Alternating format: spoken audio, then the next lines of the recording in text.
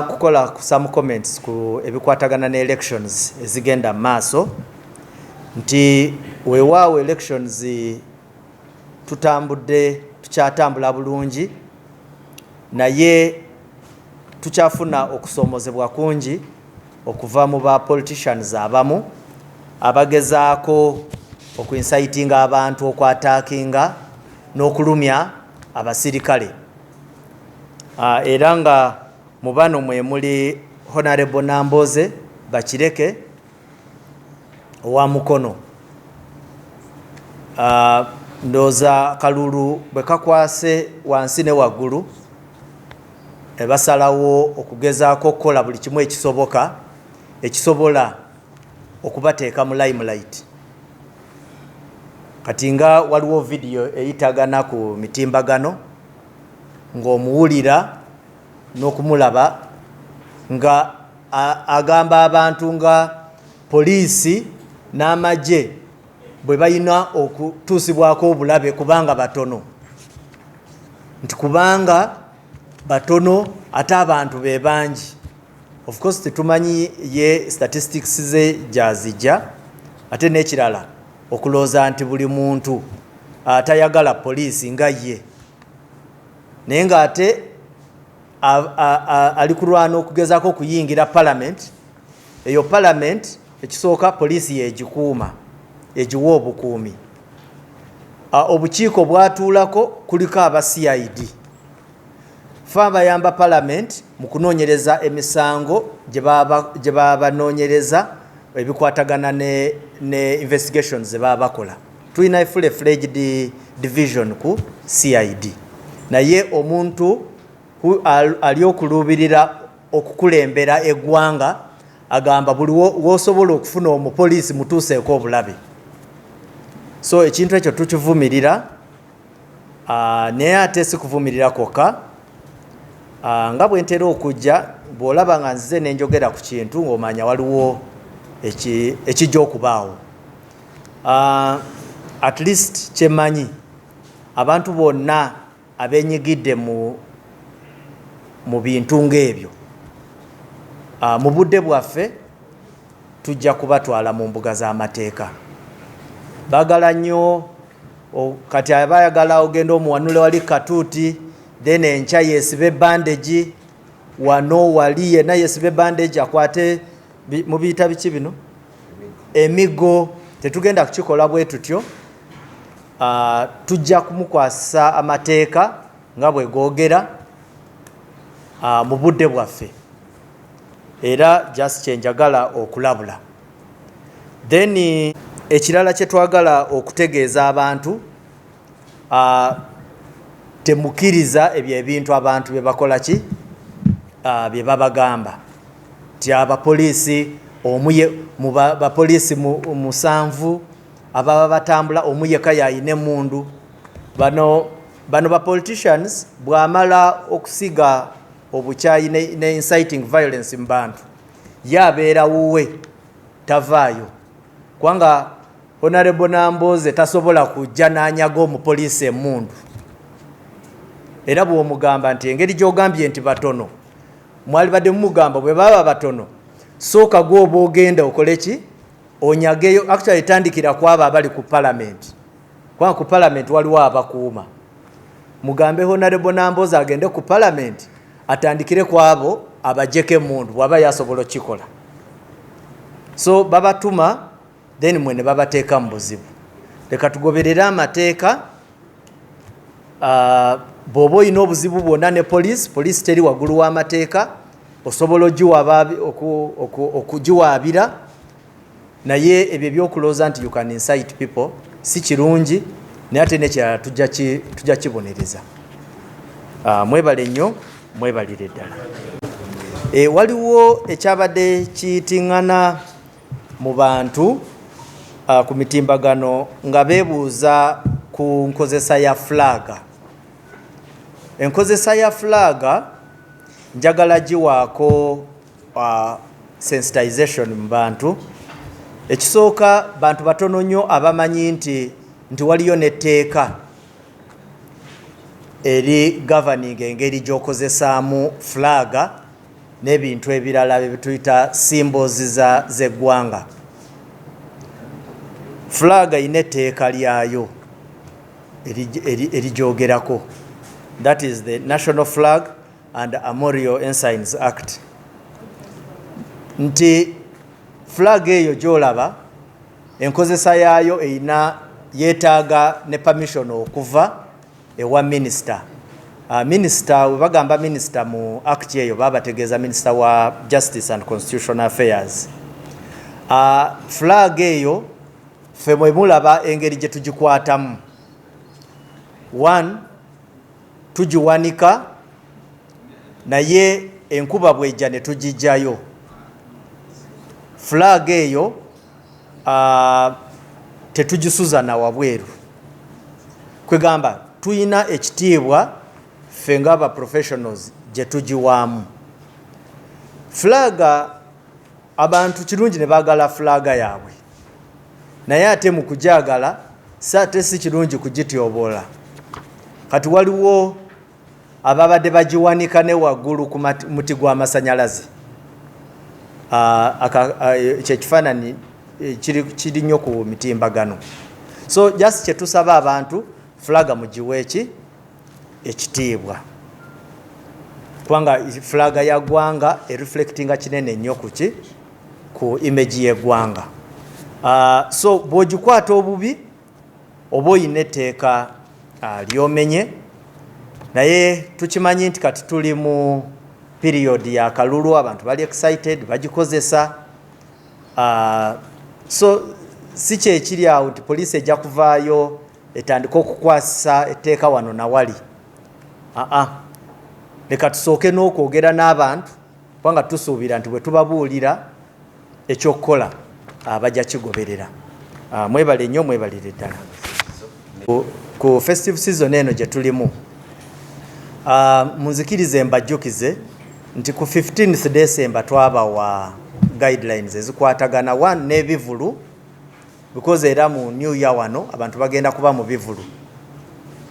Ekyokubiri amasinzizo.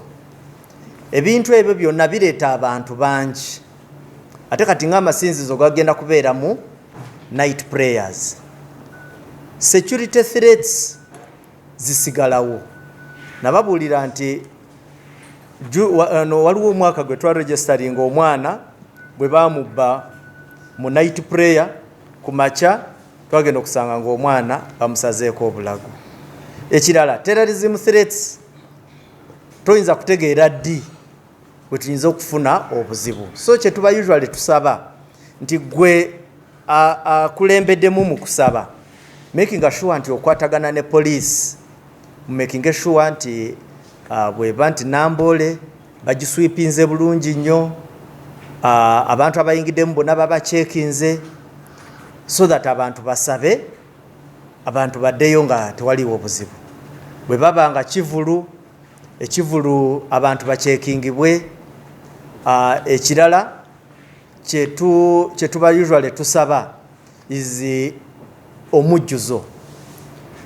Ojja genda oteeke ekivulu awantu nga kisobola jasa okuyingiza abantu 15,000, then igwe tickets ojjekoza abantu 1,000. Ekyo nga okitadde ebbali, waliwo bano abalangisa abayimbi, nalangisa abayimbi, omuyimbi omututumufu ate nga tagenda muleeta. Bwe zimala okuwera ssaawa 6-7 ng'abantu omuyimbi tebamulaba, ne bamenya obutebe, ne basuula amayinja, ne bakola ebintu bingi. Ogenda okusanga ate poliisi ng'eyina okujja okutandika okukola public order management and moreover in the night. So ebintu ng'ebyo tubasaba mugezeeko nnyo okulaba nti mubitereeza. Mwebale nnyo, mwebalire ddala. Kye tuyinza okwogerako wano, okwokya ebipiira. Bw'oyokya ekipiira ku luguudo si kirungi, because ekipiira ekyo kinafuya oluguudo olwo, ate ng'oluguudo Abannayuganda be baba baluzimbye si lulwo ng'omuntu. So tubasaba mugezeeko nnyo obutakikola, naye ate mumanye luso nti mumenya n'amateeka. Then ekirala kyekya bano abantu abasitula emmundu, kubanga waliwo abantu abakirizibwa okusitula emmundu, firearms holders. Muba muli awo ziweze New Year, ogenda okulaba omuntu alina emmundu ali kuba amasasi waggulu, and ekibi oyinza okusanga oluusi nga alina kaataddemu, so ayinza n'okutuusa obulabe ku bantu. So abo nabo tubalabula, ate nga tugamba nti bwe tukukwatako tujja kusiba oba tujja kuteeka mu mbuga z'amateeka. Mwebale nnyo, mwebalire ddala. Ndoza ka receiving ebibuuzo. The first question was in respect to how many people had, by the time I came to, how many people had applied for fireworks. By the time I came to the airwaves, they were still making compilations. But we shall share the numbers as soon as we have them. They are brought to the attention of my office, and we shall share with you journalists and other members of public on our platforms. The second issue is about the flag, and I will answer all the issues of the flag together. That how let the public know. Somebody asked whether, and that how are you going to, of course the public is going to be sensitized. It is our appeal that the public is sensitized so that they know exactly how they are supposed to use it. Because your other colleague was saying that are you likely to, actually it was you, that are you likely to make arrests?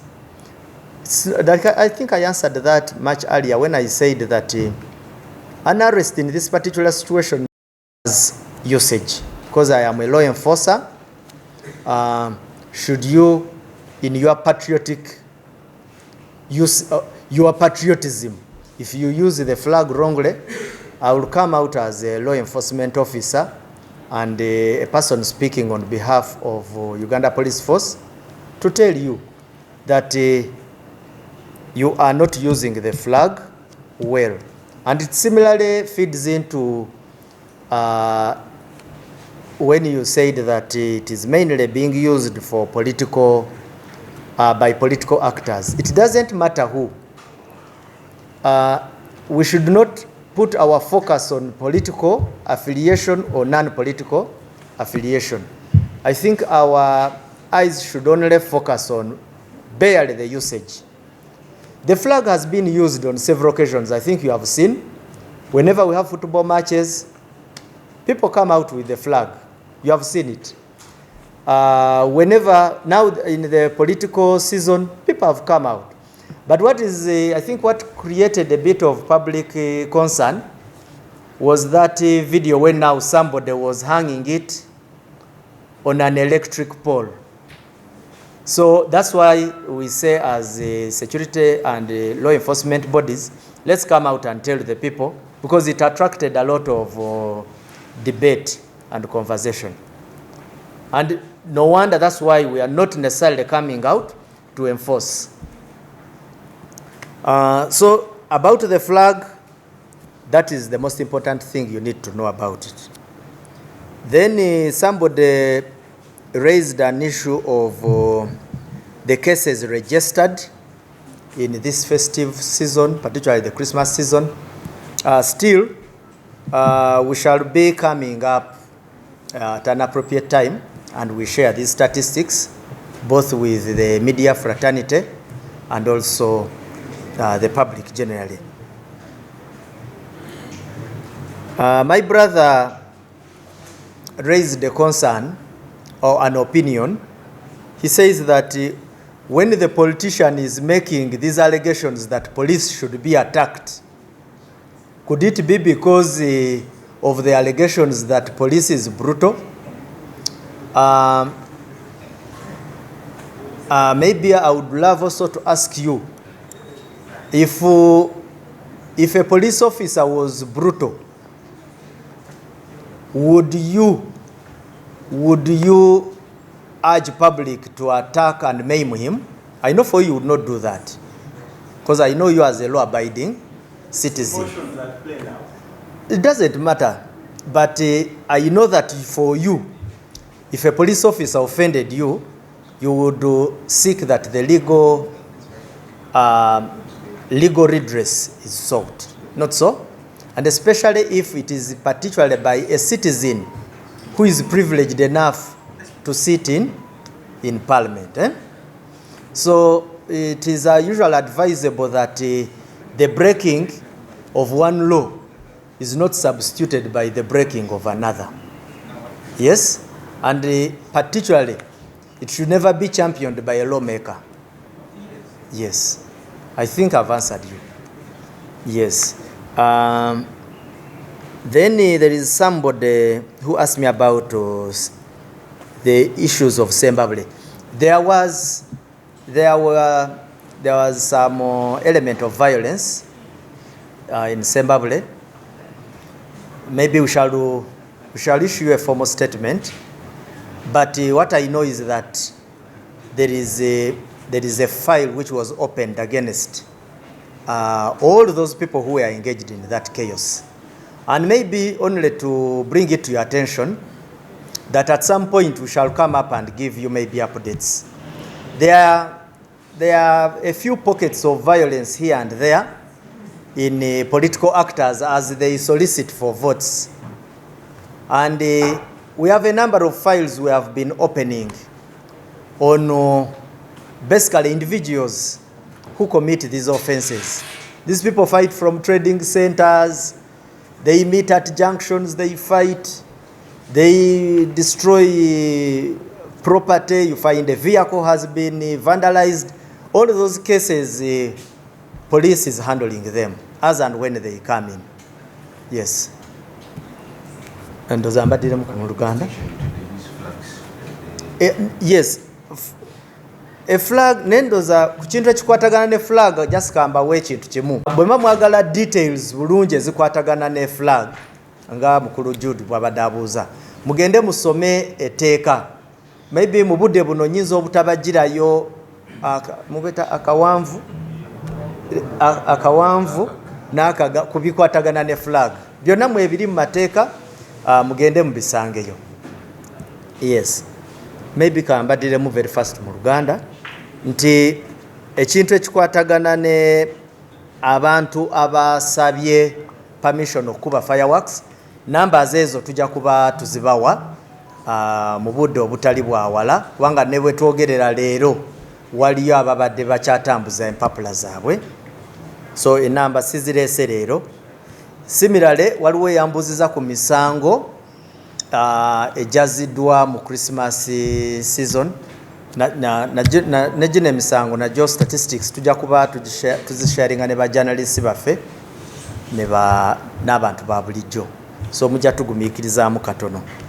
Ekintu ekikwatagana ne flag era kyembadde njogerako wano netugamba nti eteeka mugende mulisome liri ku mitimbagano lyogera buli kimu kyemubuuza wano, naye maybe just kyenjagala okwongerako is si ekyetaagisa kati okutandika okukwata abantu, no, just kubanga waliwo kano nakali ke batagoberedde, no, naye kyasi kyetusaba busabi nti abantu bagende bagoberere ki eteeka. Kyenjagala just okwongerako is that ekikwatagana ne flags zino abantu babadde bazikozesa nnyo nga tuyina emipiira abantu bazikozesa nga emipiira wano enamboole flaga kintu abantu bakyenyumirizaamu nnyo era kyova olaba naffe tusaba abantu bagezeeko nnyo okugikwata n'ekitiibwa kyekikulu ennyo. Ekyokubiri kyenjagala okukomentingako kyekya Zimbabwe oba ekyokusatu. Zimbabwe wabaddeyo emivuyovuyo era baguddewo files ku bantu abo ababadde benyigiddemu, naye ate n'ekirala emivuyo egyo gyonna gye mutera okulaba waliwo files ezigenda maaso era nga bwe tubagamba nti fayiro enoonyerezebwa omusango gunoonyerezebwako mu budde bwaffe bwebanga fayiro bagisanctioninze beba abantu bootera okulaba nga tukwata ne tutwala mu kooti. Mwebale nnyo, mwebalire ddala. Good morning, our colleagues from the Fourth Estate, and a good morning to those viewing us. Allow me welcome you to Police Headquarters for our weekly press brief.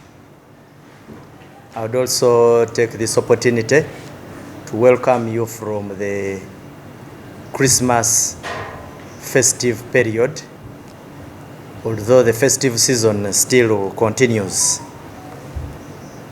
I would like to begin by saying that overall, the security situation across the country during the Christmas period remained peaceful, with not so many incidents registered in respect to breach of security. Only a few isolated criminal cases were registered, like the way we register them on usually, alongside a traffic road accident that claimed several lives of one family. I think Ndugu Kananura, you gave a brief about it, and if you have an opportunity today, you could still speak about it. It claimed the lives of one family: the husband, wife, the brother to a husband, their children. So it was extremely unfortunate. With just 2 days to the new year, 2026, we extend our wishes of joy and unity as we celebrate this festive season. On 15th December, we issued guidelines for organizing entertainment events and shows, as well as safety measures for prayer gatherings. As we approach the new year, overnight prayers are expected to attract large congregations. We therefore call upon all organizers to strictly follow the issued guidelines and work closely with the police and other relevant or regulatory authorities to ensure safety of all participants. As 1st January 2026, after 1st January 2026, many people will be returning to cities, and while others will be traveling to villages, those who have had a good time within the cities. There are even those who will be flying out, as well as those who will be flying in. The message is one. We urge all road users to exercise caution and responsibility while on the road. We shall not get tired of sending this message. Because we know the pain it brings to the victims, casualties, and even suspects, accused persons. When you come into contact with the law on the accusation that you caused the death of several people in a reckless accident, it becomes extremely challenging, even on your side. So we are going to continuously send this message, because that's anyway what we are supposed to do and mandated to do. Now, as we welcome the 1st of January, like I'd said, there will be a countrywide display of fireworks to mark the New Year celebrations.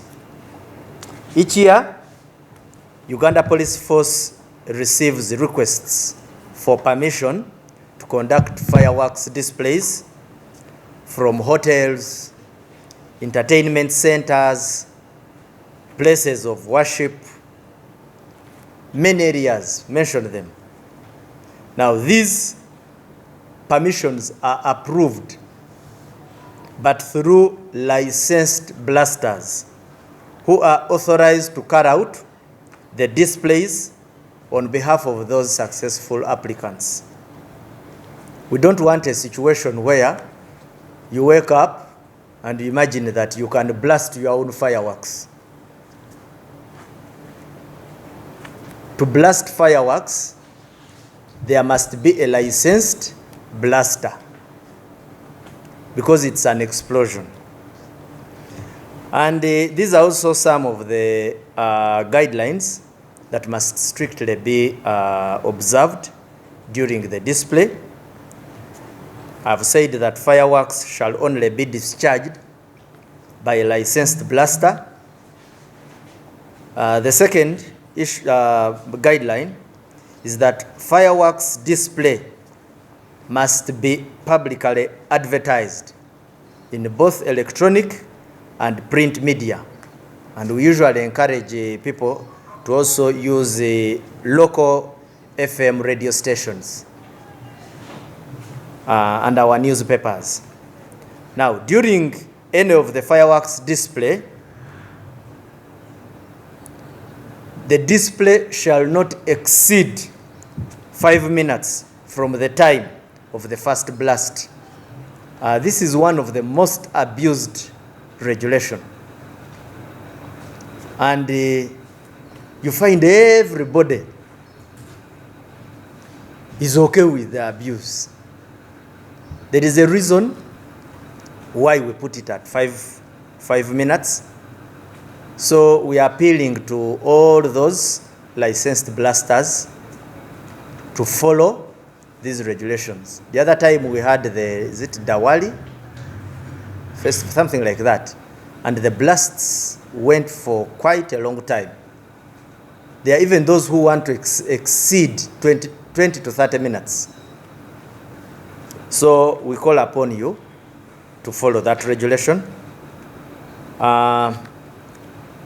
Next is that counter-terrorism police officers shall escort the fireworks material and supervise the display, working jointly with the respective district police commanders to ensure proper security and public safety during the display. The city officers and the territorial police usually conduct prior inspection of all venues to confirm the venue's suitability for fireworks displays. We also want to bring to your attention that the area DPCs reserve the authority and right to stop any fireworks display that fails to comply with guidelines. So, at his own appreciation that there are fundamental breaches, he or she, that DPC, may take the decision to discontinue the display. So we want people to seriously adhere to them. There's also one thing we want to bring to the attention of public, that any unused fireworks material is handled by only a person holding a valid explosive blaster's license. Yeah, we don't expect one day to find you in possession of these materials. So non-guidelines may result into immediate termination of the display, either before, during the event, and may attract other appropriate actions as necessary. So members of the public are strongly advised to adhere and work together with us as we go through this blast exercise. Next, in respect to fireworks on New Year, members are strongly advised to avoid the burning of tires. It's a common practice. They burn tires, and they usually burn these tires on public infrastructure, such as tarmac roads. That infrastructure is built on hard-earned or collected taxpayers' money. So you cannot, at your own volition, destroy public infrastructure. We want to bring it to your attention first, but also warn you that beyond informing you, we can also take, or we shall take, stern action for that violation. We also caution firearms holders that you are in possession of a firearm. You get excited that because you have entered into the new year, before they realize you have shot 3 bullets in air. Now that is also not acceptable. It is not allowed. Why? It is illegal. 2, it is a risk. Because we don't know even at that time when you are shooting how many bottles you have taken. Can end up injuring innocent members of public. So we get this kind of errand firearms holders. They will spend the next hours of the festive season under our coolers. Their contacts I shared of emergencies. I think I don't need to repeat them because I gave them. But Uganda Police Force and other security agencies remain committed to ensuring a safe, peaceful, and enjoyable festive season for all.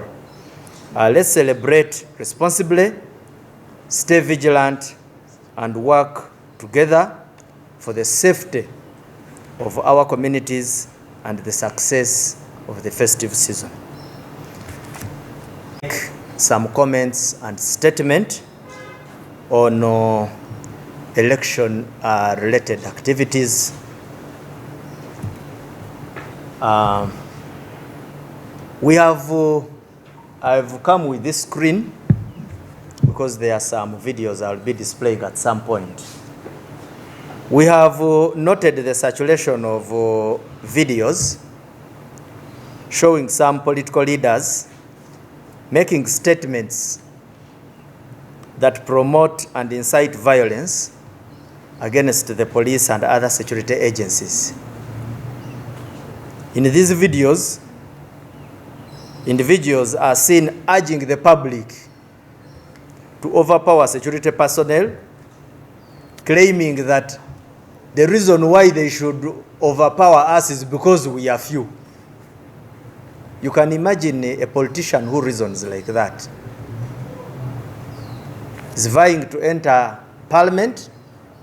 He's saying, but what the citizens should do is they should attack armed policemen and other security officers, disarm them, harm them, and then later that person wants to come and sit in parliament, which parliament we even protect because we are the security officers who protect the precincts of parliament. We protect some of those individuals, but he's saying we should be attacked and harmed. Now, such utterances are highly reckless and unacceptable. Even in the heat of political competition, there must be limits to this kind of conduct, especially from individuals aspiring to make laws for the country. It is contrary and it is contradictory and irresponsible for someone to call for the overthrow of the police and army, yet seek to join Parliament, an institution that benefits from their protection. In such instance, Honorable Nambooze Bachireke, while in Mukono district, is seen and heard in a video. You wait. I'll instruct you when to. Is seen and heard in a video mobilizing people to attack police and other officers and incite unrest against the state. So you can now display that video.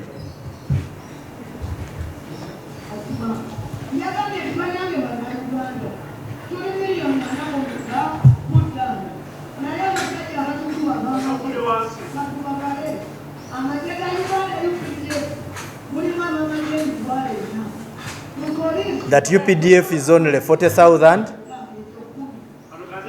that police is only 50,000,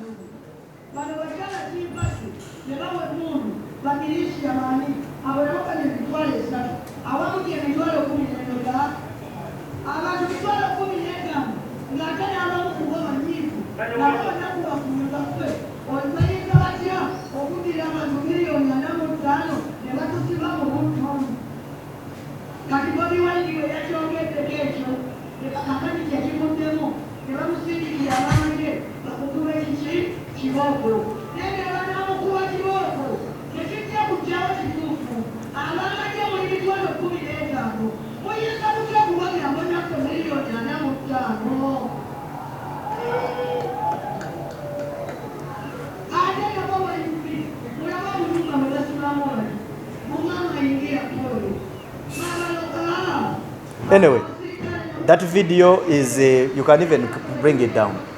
That video is running viral on social media platforms. Of course, one of the things I would like to say here, we are not going to give political mileage to these politicians. Most of these politicians are the kind who want to come into contact with the police and then get clutches, then bandage the entire body, claiming to have been brutally handled. But what I can promise, and I would like to authoritatively communicate, at a given time, I shall hold them accountable. At a given time, when they cannot cultivate political capital out of it, is when we shall get in touch with them. They should know that the law is there and we can effectively put it into force. So this is a serious warning. They usually ask us, why did you arrest him at this time? We shall, at our own choosing, and where we feel it convenient, appropriately bring these persons to book.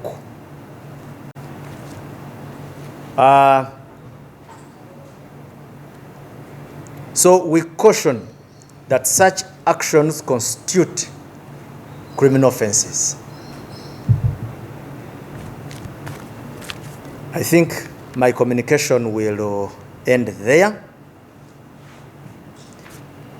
Or I would add, let me add one other issue which I felt it is an issue of public concern.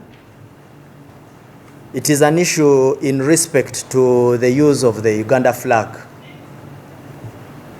There are several concerns we came across about people getting concerns. Abuse, not abuse. Abuse, not abuse. First and foremost, one of the reasons why I've come out to make a comment about it is it is our duty to sensitize the public. Sometimes we enforce these laws on a population sometimes which is ignorant. Without any doubt, very many citizens of this country are ignorant about the do's and don'ts of the national flag. So it is also not very prudent as the enforcement bodies to emphasize simply enforcement, to look out for that person who has transgressed against the law. At times you need to come out and speak so that the people align with their national and legal obligations. There is a law. Let people just know the following, that there is a law which guides the use of the national flag and other armorial ensigns. And that is the National Flag and Armorial Ensigns Act. It tells you who allows you the permission to, who authorizes you to use that flag. So people should just know that there is a law and there are do's and don'ts. Anyone wishing to use a flag in that law can read it yourself. It's online.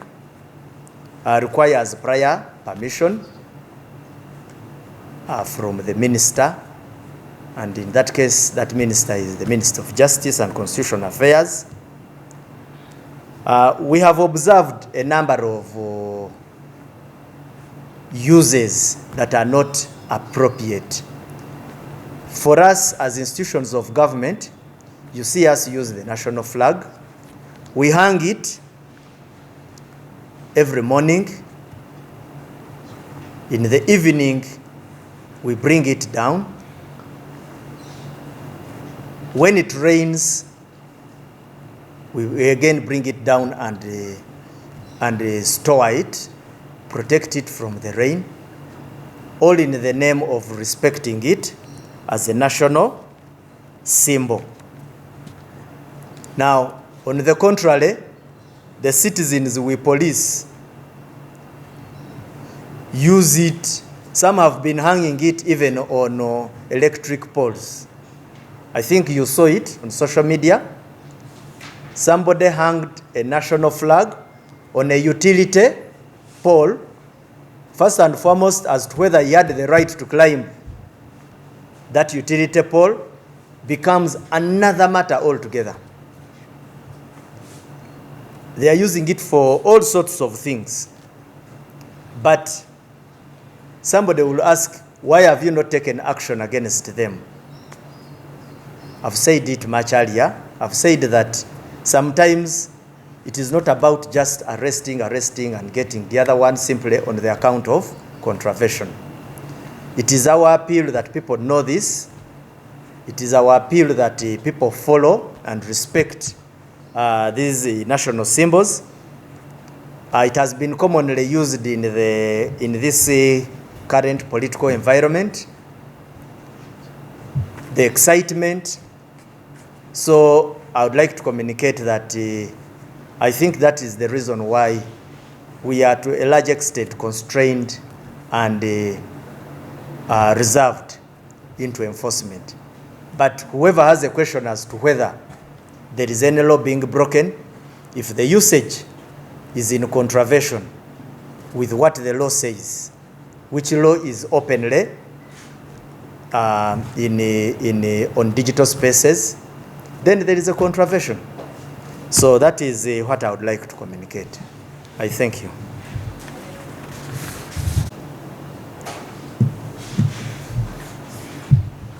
Njagala okubategeeza nti nga tuva mu Christmas season nga bwetegekera okuyingira omwaka omupya.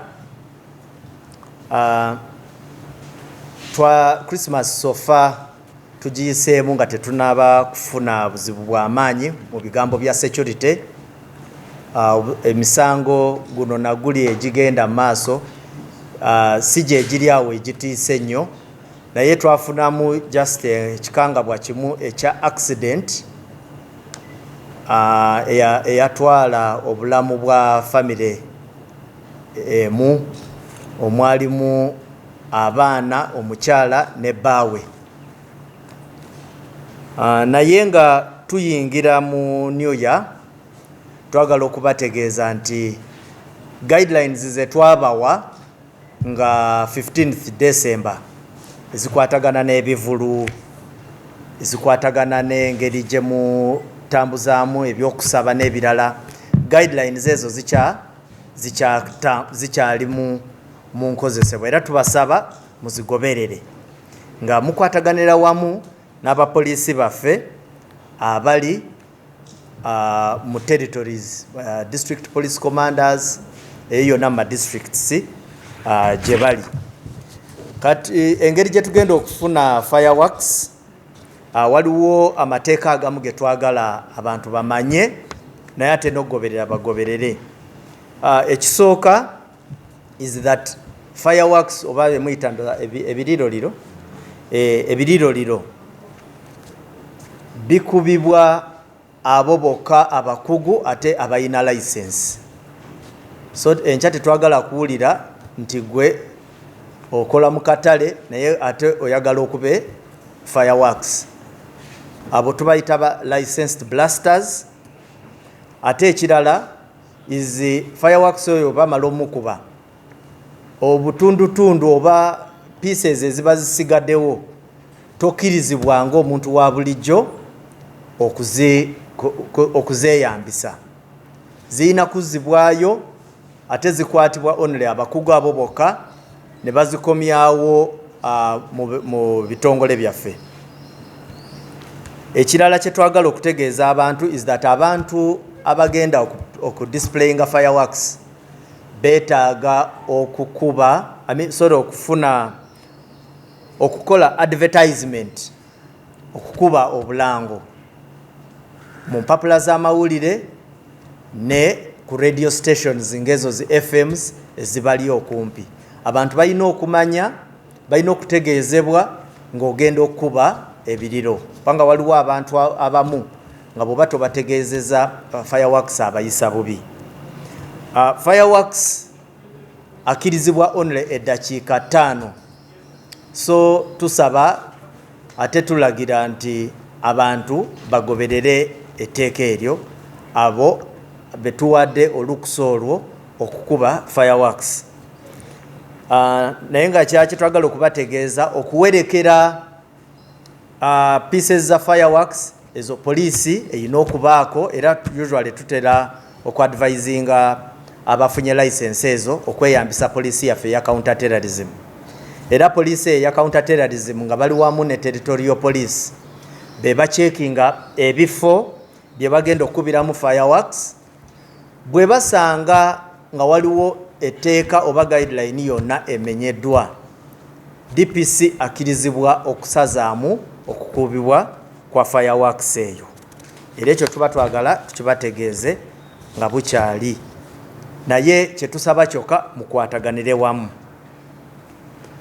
Nabawa ennamba za emergency ezo ne bwe zitaziddamu leero.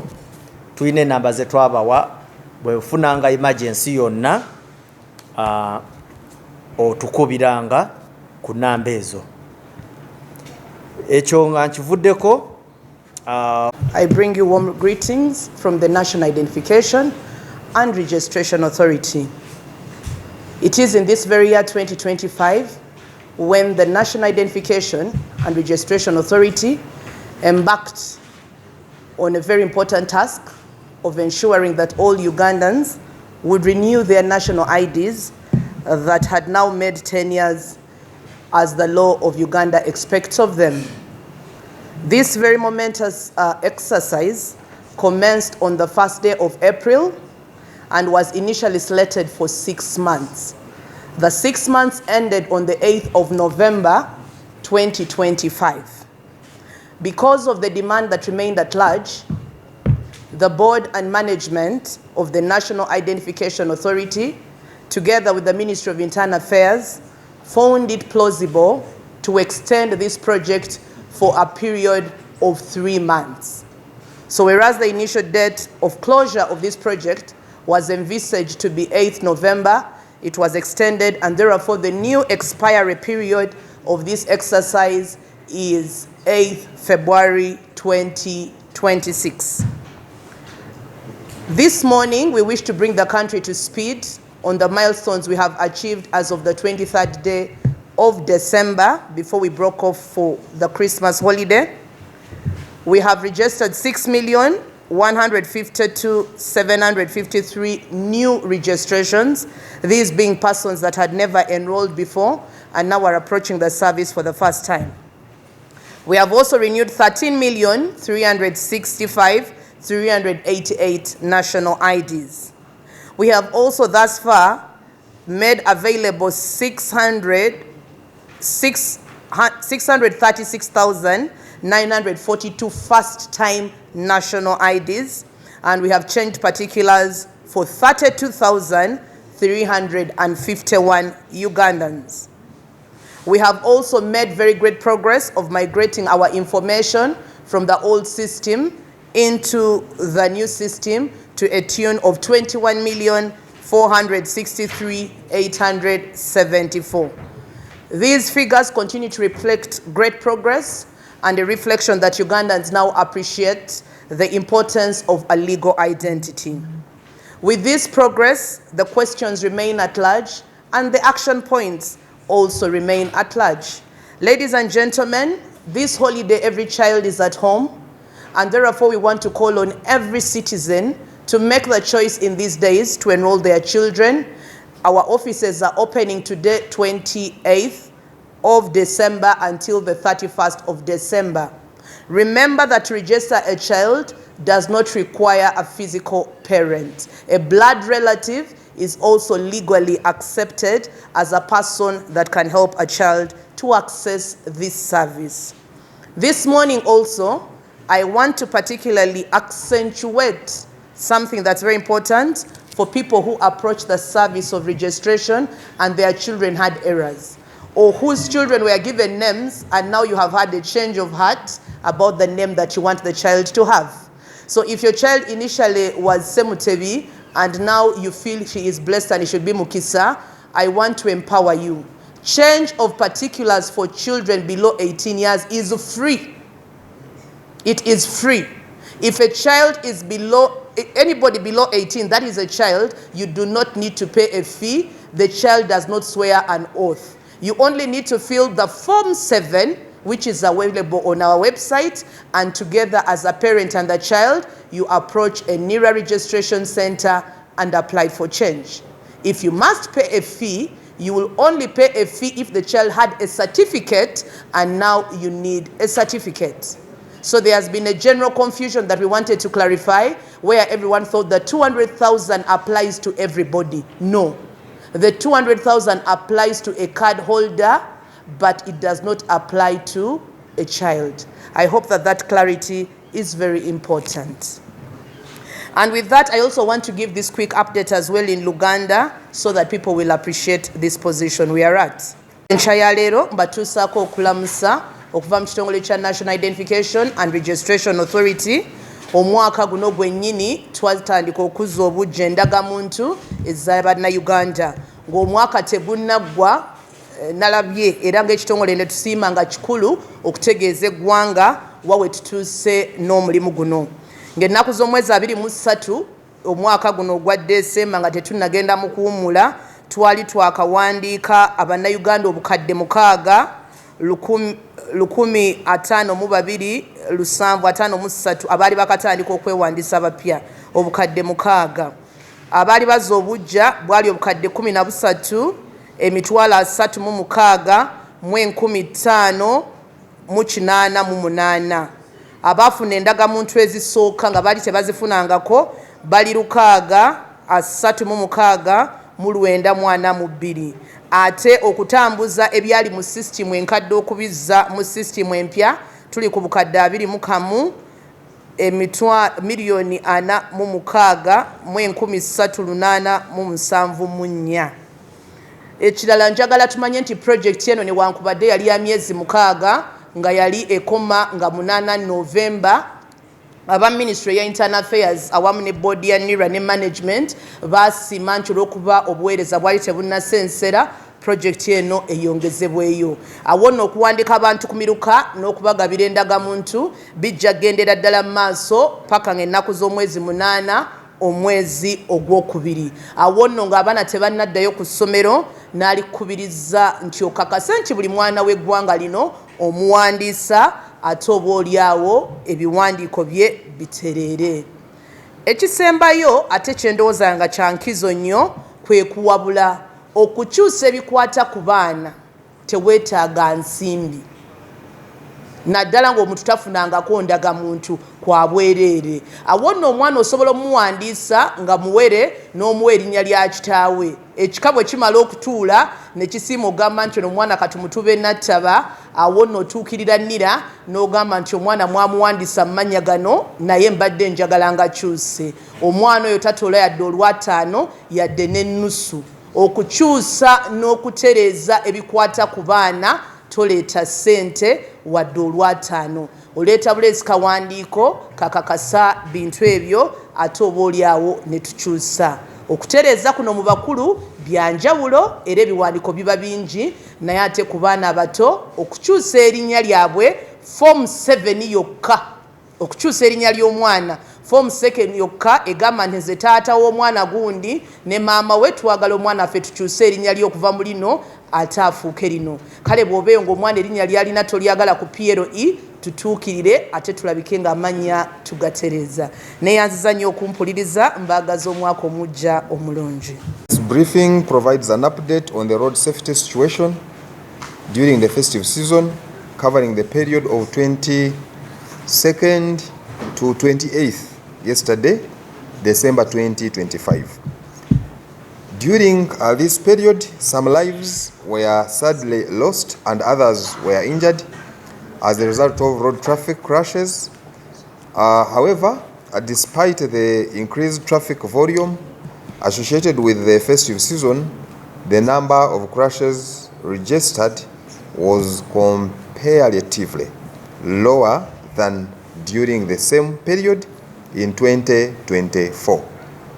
Most of the registered crashes involved vulnerable road users who included motorcyclists, that is riders and passengers, who accounted for 44% of the total fatalities, and pedestrians also accounted for 34%.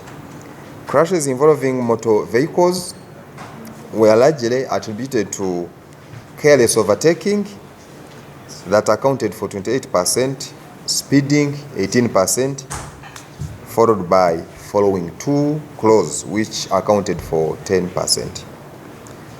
And one of the most tragic incidents involved 7 members of the same family who lost their lives in a road traffic crash that occurred in the early hours of Saturday on the 27th of December. It was at approximately 4:30 a.m. at a place known as Njagala Kasai along the Masaka-Mbarara Highway in Ruengo district. The crash involved a Fuso fighter, truck registration number UBP 510V, and a Toyota Fielder, registration number UBH 476W. And the driver of the Toyota Fielder, who was traveling from the Masaka side, crossed into the lane of the oncoming traffic and collided head-on with the truck. All the 7 occupants of the Toyota Fielder, including a man, his wife, their 4 children, and the man's brother, died at the scene. Of course, every time we talk of investigations continuing, we mean things like what could have caused this man to cross from his lane to the other lane. Either he was overtaking, or he was fatigued, or he was sleeping. So you cannot tell what exactly it was. But we also, using the same incident, continue to caution drivers that late night driving is very dangerous, because now you ask yourself, had this person worked all through the day that he chose to travel in the night? Maybe for the trailer drivers who are used to sleep day and then they drive in the night. But these other people, you find that they have either worked all day and then they choose to travel in the night, and you find when they are fatigued, they cannot really have full control of the vehicles. They are fatigued, or they even get sleep along the way. So there are a lot of questions to ask, but the investigations are continuing, and of course we shall have to come and update you. But also a reminder to everyone to understand that driving when you are fatigued, driving when you are dozing, it's very risky. You rather prioritize to rest and have enough rest, then you start your journey. And between the same date, the same period, within the same period, a total number of 154 drivers were apprehended for various traffic offences. 38 drivers were without valid licenses. 12 were driving under the influence of alcohol. 42 were caught for reckless driving, mainly those who were overtaking in places that they are not allowed to overtake from, and also speeding cases. 42 were also carrying excess passengers. Then 13 were cases of dangerous loading, and 7 abandoned vehicles. The joint efforts of the police and other stakeholders like Ministry of Works and Transport and Uganda Professional Drivers Network and others, particularly in public awareness and enforcement, have yielded positive results, and the key interventions included the enforcement of alive operations, including the use of route charts to prevent unauthorized return journeys among bus operators, deployment of breathalyzers and checkpoints to curb drink driving, and strict action against unroadworthy vehicles and those with illegal or modified lights. Conducting road safety campaigns in partnership with the stakeholders, including the media, you people, and then the Uganda Professional Drivers Network, UPDN, helped a lot. As we head into the new year, we all know what normally happens. Risk their lives to the extent of involving themselves in so reckless behaviors on the roads that risk their lives. You find most people want to drink, they're enjoying the drink, but then they also want to drive. There are those who drive so fast, violating speed limits, and there are those who accept to be driven or ridden in dangerous positions on vehicles and on motorcycles, making a lot of noise, riding so fast, making a lot of things that really endanger their lives. We thus urge all road users to prioritize safety. Observe speed limits, it's very important. We know and we are aware that as many people are traveling back to come and celebrate the new year from the towns, and some of them are now taking the balance of the alcohol in the Christmas. They are drinking as they are driving these vehicles. We have come across some of those such people. So please, let's avoid drink driving. Let's avoid these reckless behaviors. Let's avoid reckless overtaking, for example, and reckless riding. Let's maintain safe following distances. And it is also important, like I had said before, to limit night travel where it is possible and ensure you are well rested to avoid fatigue-related crashes. Stay alert at all times as you use the road. Please note that our interventions will continue throughout the new year, and together we can make our roads safer for everyone.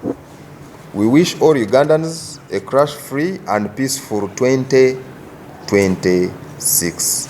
Happy with some clip. You could have watched it, where a miner was driving a vehicle at some beach. And we want to continue warning and cautioning people. These are some of the things we talk about. Let it open. I pray it opens.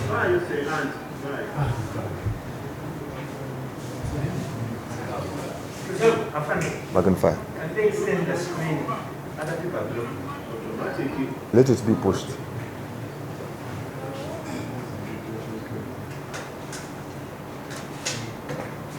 Thank you. You can all see? Yeah. Good.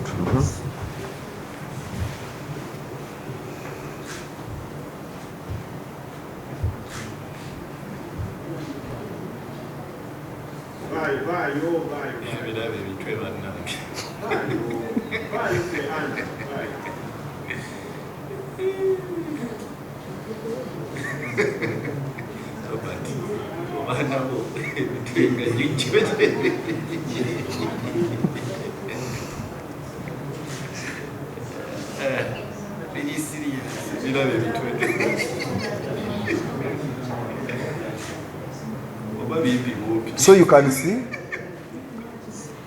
and the registration plate of the vehicle is very clear.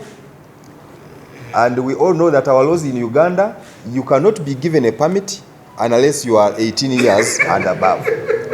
That is a very young child, I think around 5 years or 6, around there. So these are some of the reckless things that really are done in the name of celebrating that may end up into a calamity. So the owner, of course, has been charged. The owner of that vehicle has been charged, and the case is permitting someone to drive without a license, because we are all sure that this kid here does not own a license, and the vehicle blacklisted, and we are looking for the same. We actually thank the person who shared this on social media, and these are things that we have always talked about. Do not expect traffic police or police to be in such a place, but a responsible citizen sees such and records it and shares it with us, or puts it on social media, and we also pick it and use the same evidence to charge the person. So let's avoid such things, because they can really lead into loss of lives of people or other things. Thank you. Balamusiza tukatudde mu Luganda, era tuli wano okubatangaza ku ebyo ebyabadde ku nguudo okwetola mu ggwanga mu Ssekuukulu. Okutandika n'ennaku z'omwezi 22 okutuusa ennaku z'omwezi 28 omwezi guno mwaka guno. Era mu periyodi eyo gye njogeddeko mulimu abantu abaafa n'abalala ne bakosebwa ku nguudo okwetooloola eggwanga era mu bubenje. Naye nti bw'ogeraageranisa abantu abaafa mu sizoni eno ne periyodi eweddewo, tulaba nti tebaabadde nga aba periyodi eweddewo. Periyodi ya 2024 oba omwaka 2024 abantu baliko bangi okusinga, era twagezezaako okuba nga tukola bulungi, naye ate nga kwotadde akabenje kano akafiiriddemu abantu 7. Ekinoni lwali olw'omukaaga ssaawa 10:03 ez'okumakya. Kano kalimu emmotoka 2, emu nga ya kika kya Fuso n'endala nga Toyota Fielder. Toyota Fielder yali etambuliramu aba family emu, omusajja, omukyala n'abaana 4, ne muganda ow'omusajja eyali omugoba w'emmotoka yemu. Era mmotoka eno yasala neva mu leeni yayoba ku mukono gwayo nedda ku ludda olwa truck, era kwekonagana abantu bano bonna ne bafa. Era kino kisigawo ebibuuzo bingi, oba kireeta ebibuuzo bingi, nti omuntu eno yali yava e Kampala saawa 10 ku makya ekinoni ng'amaze okutambula kumpi kilomita zinga 2 yasiiba nga akola olunaku lwonna oba kubanga tosobola kungamba nti yali yeebase olunaku lwonna n'asala okutambula ekiro. So ensonga lwaki ntuno obubenje obusinga tutera kufuna mu budde obw'ekiro, abantu abamu babeera nga bakooye, batambula nga bakooye, abamu oluusi ne basimagira ku nguudo. Naye of course okunoonyeza kukyagenda maaso tujja kuba nga tuwa ripooti nga tumaze okufuna ki kyennyini ekyaviirako akabenje kano. Naye okwongera okubasaba naddala mwe abatambula nti kiba kirungi nnyo okutambula mu budde obw'emisana oba mu biseera eby'emisana okwewala ebintu nga bwe bityo. Mpozi nga kwotadde abo abavuzi ba trailers baabo abamu bamanyiira bo asiba asobola okusiiba nga yeebase ate n'avuga ekiro. Naye twakolamu n'ebikwekwetera mu sizoni y'emu gye njogeddeko, era abavuzi b'emmotoka ab'enjawulo 154 be baakwatibwa, mu abo 38 baali bavuga nga tebalina licenses, 12 baali bavuga nga batamidde, ate 42 bano bo baali bavugisa ekimama, naddala abo abavuga ne bayisiza bwe batalina okuyisiza n'abo abavuga endiima. Ate 42 nabo baali bavuga nga beetisse abantu abasukka ku tteeka lye balagira mu motoka zaabwe nga kwotadde n'abo abeetikka obubindo. Ate ne 13 bano nabo baali beetisse bubi ebintu ku motoka zaabwe naddala ziloolizi ne ziri openi. Then 7 bo bano emmotoka ezifiira ku nguudo ate ne bazivaako nga tebataddeko n'obubonero obulaga nti waliwo obuzibu obw'okutegeeza abantu abalala abakolesa enguudo zino. Poliisi okukolera awamu n'abantu abalala stakeholders oba partners naddala aba Ministry of Works and Transport n'ekitongole ekirala ekya Uganda Professional Drivers Network oba UPDN, naddala mu kubanga tusomesa eri abantu ate n'okwenforcinga. Kino kiraga era kyekyaleeta kyetulowooza nti kyekyaleeta okulaba nti obubenje tebwaba bungi okugerageranisa ne period eweddewo. Ate mu ebyo ebintu ebyasinga okukolebwa ate ebikyali mu kukolebwa kubanga tukyali mu nnaku enkulu tetunajjaguza fast. Twalina ebikwekweto byaffe bye twatuma erinnya erya Tuuka Mirembe. Ebikwekweto bino twafokasinga ku bintu ebyenjawulo naddala ku route charts mu abo abasaabaza abantu mu bungi naddala aba buses, ate ne badges ne tulaba ne ku badges. Twalina n'ebyuma byaffe bikawunyemu ku checkpoints okuba nga tukebera abo abaagala okuvuga nga batamidde n'abo abali bavuga emmotoka nga ziganyegenya ku nguudo nga kwotadde n'abo ab'obutaala obutangaala ennyo ku mmotoka zaabwe, abo nabo baali bakwatibwa. Ne campaigns ez'enjawulo naddala okusomesa nako kwakolebwa nnyo, era tusiima mwe aba media annamawulire abatuyambako mu kutambuza enjiri eya road safety naddala mu season, ate n'abo aba UPD era kyetusuubira nti kyekyaviirako okuba nga obubenje buno tebubeera bungi okusinziira ku periods endala zetuzze nga tuyitamu naddala mu nnaku nga bwe ziti oba mu nnaku enkulu.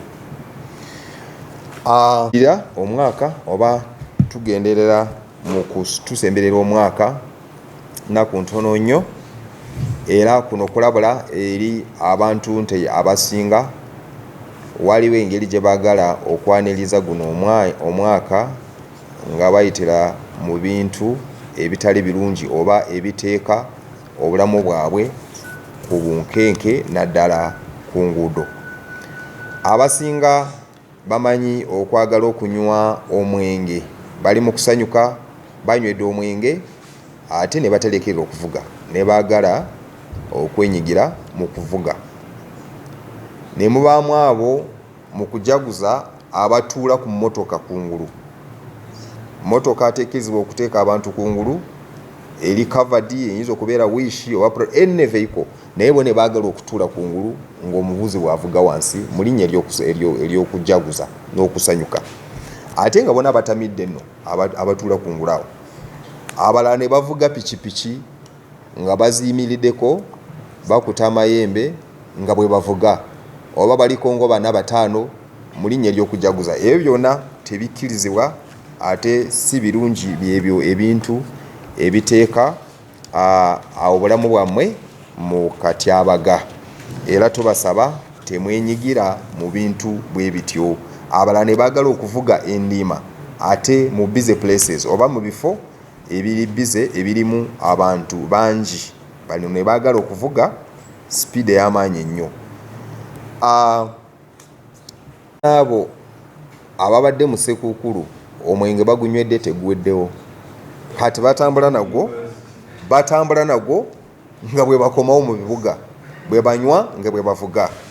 Naamwe tulimu kuba montalinga ate abasinga twabakutte ate tulimu kubakwata. So tusaba okugoberera bino byonna amateeka g'ebyoku nguudo bannange kitaasa eri obulamu bwo. Tetujja kulinda poliisi tukwata oba okutumontalinga, naye manya nti bye tukola si birungi ate biyinza okutuviirako byeviirako obubenje. Era kuno kulabula nti mugoberere amateeka aga speed ku nguudo, mwewalenga okuyisiza we mutalina okuyisiza, mwewale okuvugisa ekimama nga bwe mbagambye bye mutera okukola nga mulindirira omwaka. Ate bw'obanga ogoberera emmotoka okuvugira ku nguudo, tulina okulekako some distance makati wo n'emmotoka ekuli mu maaso, kubanga ebyo nabyo biviiriddeko obubenje obumu bwe tufunye mu sizoni eno. Okuvugeddeko si kye kirungi, era bw'oba osobola okukyewala kyewale. Ate bw'oba olina okutambula ekiro, making sure nti at least owumuddeko ekimala. Nti abasinga beenyigira mu kuvuga obudde obw'ekiro kubanga yamanyi nti bwe budde obutaliko jaamu, naye ate tafunye okuwumula oba rest emala, kati ate n'agenda ku luguudo nga akooye ate nga oluusi alina n'otulo. Ebyo nabyo ebiviiriddeko obubenje ku nguudo. Tusigale nga tuli balamu nga tuli ku nguudo, ate tusigale nga tuli bulindaala nga tulaba nga tumanya nti obutebenkevu ku nguudo bubavunaanyizibwa bwa buli muntu. Byenyogeddeko bye tukola ebikwekweto tebikoma oba tebikomye n'esekuukulu, naye bigenda mu maaso n'omwaka omupya tuyingirayo nabyo. So mulina okubeera beegendereza, era nsuubira nti ffenna wamu nga tukwatidde wamu tusobola okumalawo obubenje ate ne tuleeta obutebenkevu ku nguudo zaffe. Tubaagaliza omwaka omulungi 2026 ogw'emirembe ate nga ogutalimu bubenje. Ebyobulajjagavu bye tukola ku nguudo ebiviirako obubenje, ate nga bino bikolebwa abantu abakulu, abazadde oba abantu abandibadde nga bavunaanyizibwa.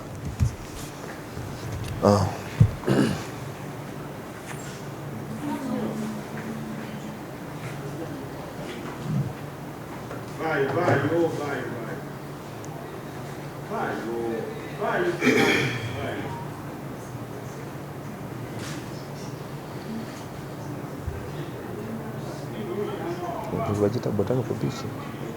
Botanical beach. Bagita botanical beach.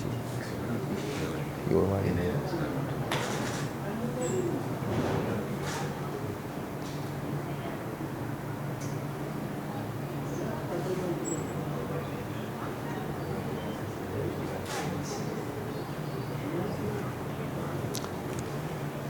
So kati ndowooza mulaba oyo ndowooza muzadde yakwata omwana we n'amuteeka mu mmotoka.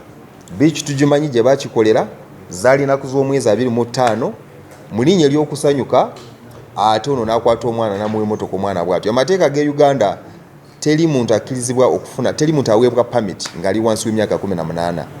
Video ye erikiriya, oyo mwana muto nnyo ayinza okubeera myaka nga 6, ekinene nnyo nga 7.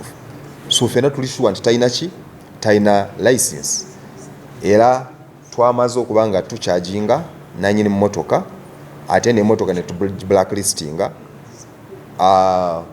Tuli mu ginoonya n'oyo eyamuwa emmotoka ate kyemanyiyo tujja gifuna. So ebikolwa ebyo bannange bibi nnyo, oyinza okikola mu linnya ery'okusanyuka ate n'omaliriza ng'oli mu matigga oba mu miranga. So tusiima oba twebaza oyo yasharinga eyo video, obanga nga bulijjo bwe tugamba nti poliisi tesobola kubeera buli wantu. Kati oyo olaba bwe yatuyamba n'atuwa eyo information ne tugikolesa nga evidence okukyajinga nanyini mmotoka. Ekikolwa ekyo kirungi, era mugende maaso n'okubanga mutuwa ebintu ng'ebyo ffe bye tasobola okulaba. Nti ate nammwe ababikola manya nti bwe mubikola wadde temulaba poliisi, ffe tuba n'abantu baffe ab'obuvunaanyizibwa Bannayuganda abalumirirwa eri obulamu bw'abantu, abafaayo ennyo okulaba nti babaako kye bakontributinga mu societies zaabwe, okulaba nti tuli mu society erina mu sanity oba erimu obutebenkevu. So gwe yasharinga video webale, ate gwe nanyini mmotoka essaawa yonna okukwata. Abateekateeka okubikola ebintu bwe bityo bannange temubikola, biyinza okuviirako okufa kwa famire yo n'abantu abalala. Kati omwana ng'oyo essaawa yonna aluzinga kontondooza mubadde mulira mu kavidiyo omuntu ng'agamba vaayo, kubanga amanya nti ali mu kuvuga emmotoka tebamwesiga oba tategeregeka, essaawa yonna mu kifo ky'okulinnya ku break alinnya ku muliro. So ebyo birina okukoma, birina okulekeraawo, naddala nga tuyingira omwaka. Muleke tukole ebintu ebyobuvunaanyizibwa ate ebituleka nga tuli balamu, nga naddala tukolesa enguudo zaffe. Mwebale nnyo, mwebale ddala. That is in Mukono. We are investigating the death of Sempeo Godfrey. The allegation is he fell into a charcoal stove, his clothes caught fire, and it burnt his body. This incident happened in his house at Rukojo village in Poma parish, and his body was full of burns when it was recovered and taken to City Mortuary at Mulago for post-mortem. There was also a body that was found on the waters of Lake Victoria. That is at Nkumba Central Zone. This is the body of a female adult. We are not yet certain whether this person was murdered or they drowned, but we are treating it as a suspected murder. And the identity is not yet known. However, the body was conveyed to City Mortuary Mulago to ascertain the exact cause of death. So we are appealing to members of the public, if you have any person, a female that went missing, to contact police at Entebbe for more details. Officers are still policing the routes, our areas where we stay, residentials, through patrols, community policing, and we appeal to members of the public to remain alert as we head into the New Year's festivities. Inform the nearest police station in case of any uncertainty, and also call our emergency lines as provided in the previous press briefings. So we wish you a happy new year.